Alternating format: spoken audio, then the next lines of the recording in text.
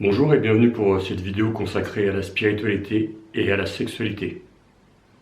Déjà, il faut considérer la sexualité comme une énergie, la mère de toutes les énergies.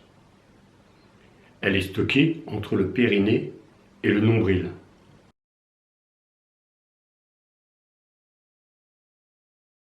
La zone instinctive, c'est-à-dire au niveau énergétique, à ce qui correspond au chakra de la base jusqu'au chakra sacré. Cette énergie pure peut nous conduire à des états sublimes de bonheur et de joie, ou nous jeter dans les fosses les plus sombres de l'angoisse, de la terreur ou de la dépravation.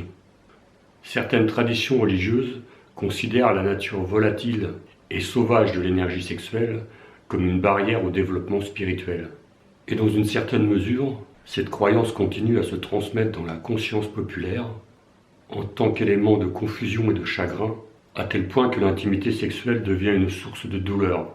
Cette croyance doit être nettoyée en priorité, ainsi que toutes les peurs et les émotions situées dans le bas, à commencer par la morale et la peur de l'enfer qui empêchent la connexion avec la mère divine, et enlever les croyances judéo-chrétiennes chez la femme, et l'aider à reconnecter la terre et sa jouissance pour retrouver son pouvoir. L'énergie sexuelle est intégrée dans les deux premiers chakras.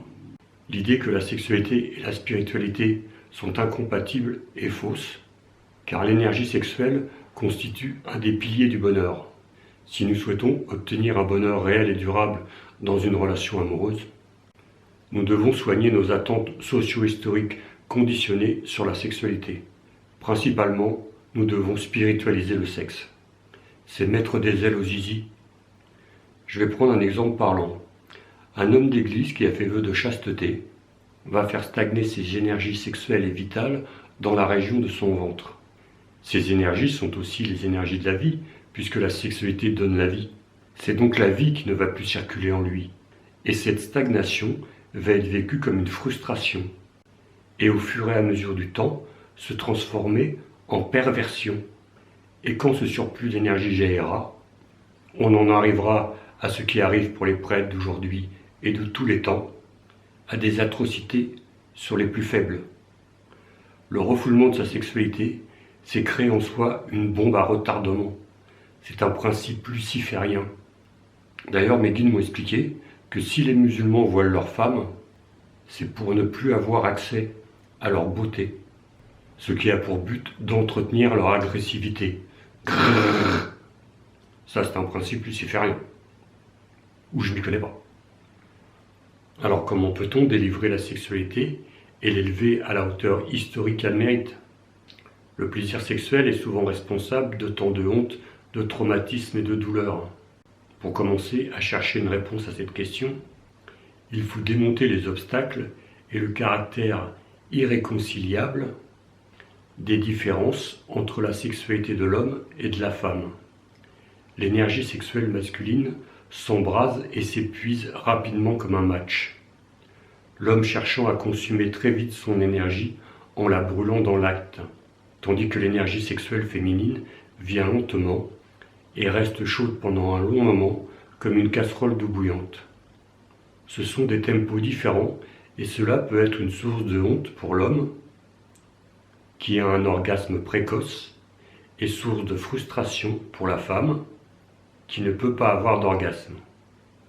Ce problème s'aggrave lorsque l'énergie sexuelle masculine est activée, car les hommes sont souvent émotionnellement indisponibles. Et par l'autre fait notoire que l'énergie sexuelle féminine est souvent chargée de sentimentalisme et que les hommes ne se sentent généralement pas concernés. En fait, nous pouvons modifier le décalage inhérent entre la sexualité féminine et la sexualité masculine en une incroyable opportunité pour la croissance spirituelle. Lorsque l'énergie sexuelle masculine est éveillée, elle s'intensifie et se forme localement autour des organes génitaux et s'évacue rapidement du corps. C'est le cycle naturel de l'énergie sexuelle masculine. Mais les hommes peuvent inverser ce flux et intensifier leur performance sexuelle vers le moyen tantième. C'est un centre d'énergie qui se trouve au niveau du chakra du cœur. En faisant cela, l'homme remplit deux objectifs. Premièrement, il diminue son envie d'éjaculer, et pendant que l'énergie sexuelle monte à son cœur, la passion se mêle à l'amour et à la tendresse. Un homme qui maîtrise cette compétence est capable de prolonger indéfiniment les relations sexuelles et d'approfondir son lien émotionnel durant l'acte sexuel. Lorsque l'énergie sexuelle féminine est éveillée, elle évolue naturellement vers l'intérieur et vers le haut, depuis les organes génitaux vers le cœur. La stimulation des seins déclenche davantage le moyen tantième et renforce une réaction émotionnelle. De plus, cette montée d'énergie dans le chakra du cœur a pour effet d'alimenter l'âme en énergie vitale et de participer à la manifestation de la présence « je suis ». La vitalité sexuelle peut être dirigée vers le haut du cœur, vers le haut de la tête, où elle est imprégnée de caractère sacré.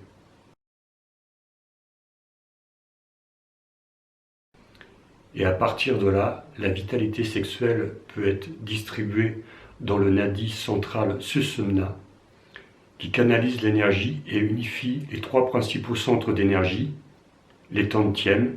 Il les unifie dans le ciel, où il est connu comme l'extase céleste ou le septième ciel. La sexualité qui se concentre sur les organes génitaux et le bas tantième correspond au sexe passionné. La sexualité qui intègre la vitalité sexuelle du bas tantième avec l'énergie centrée sur le cœur du moyen tantième correspond à l'amour intense. La sexualité qui intègre les trois tantièmes et le nadi central correspond à l'extase cosmique.